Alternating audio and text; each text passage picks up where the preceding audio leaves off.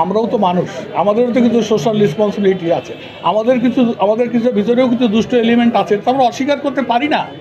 সেই পার্সেন্টেজটা কত? আপনারা যদি ঢালাওভাবে বলেন পেট্রোল পাম্প থেকে দেদারসে ব্যারেলে তেল চলে যাচ্ছে, তাহলে না আমাদের জন্য কষ্টকর হয়ে যায়। আপনারা কি আগে এইভাবে হুমড়ি খেয়ে তেল নিয়েছেন? আমাদেরও তো ডেলিভারি করার একটা অপটিমাম ক্যাপাসিটি আছে।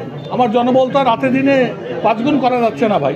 পাঞ্জাবের জগতে একটি বিশ্বস্ত নাম শাবাব এথনিক ওয়্যার।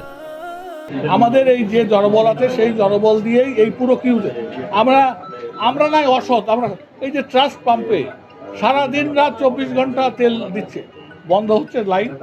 কোথায় আমাদের ওখান থেকে কোথায় তেল? ওনারা হাইয়েস্ট 65-66 হাজার লিটার তেল পাচ্ছেন প্রতিদিন।